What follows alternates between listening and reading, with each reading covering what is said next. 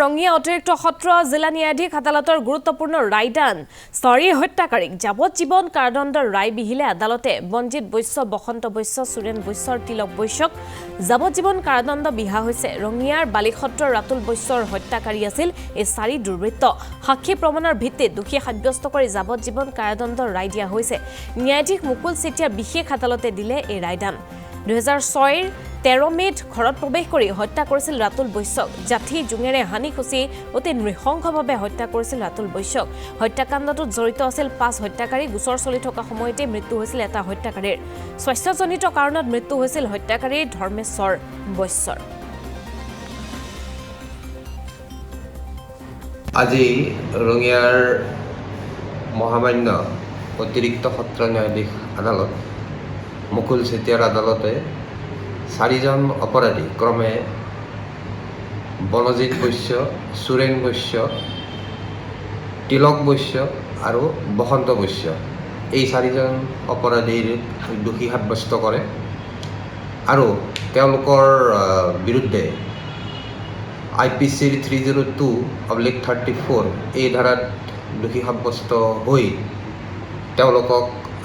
যাৱজ্জীৱন কাৰাদণ্ড বিহে আৰু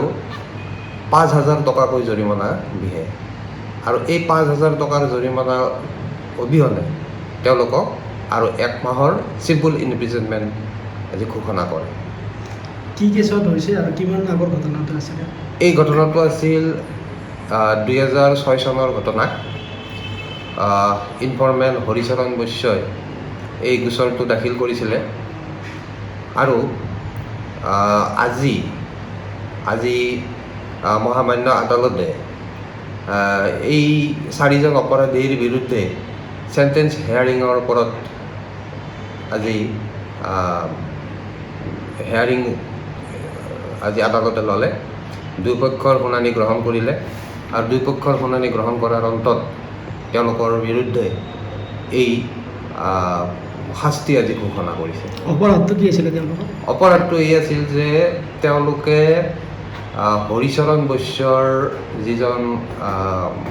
ভায়েক আছিলে সেই ভায়েকক 2006 চনত নিজৰ ঘৰতে তেওঁক জাঠি জোংসহ লাঠি আদিৰে তেওঁক মাৰধৰ কৰিছিলে আৰু এই মাৰধৰ কৰাৰ ফলত তেওঁৰ এই ঘৰতে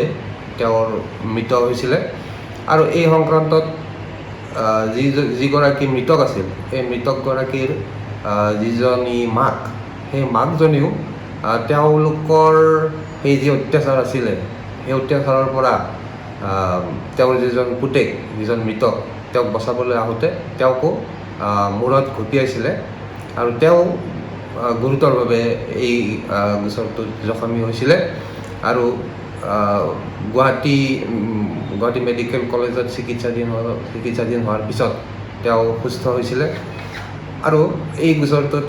তেওঁ আছিলে মূল সাক্ষী আৰু লগতে তেওঁৰ যিজনী জীয়েক ৰীতা বৈশ্য এই গোচৰটোৰ প্ৰত্যক্ষ সাক্ষী গতিকে সাক্ষীবাদীৰ যিখিনি সাক্ষীবাদী আছিলে গোটেই সাক্ষীবাদীখিনি চালি জাৰি চাই এই গোচৰটোত আদালতে এই চাৰিজনৰ বিৰুদ্ধে দোষী পায় আৰু আজি তেওঁলোকৰ বিৰুদ্ধে এই যাৱজ্জীৱন কাৰাদণ্ডৰ এই শাস্তিটো আজি ঘোষণা কৰিছে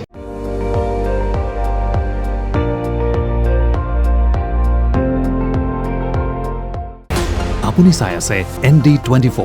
সৰ্বশ্ৰেষ্ঠ নহয় সৰ্বোত্তমৰ দৌৰত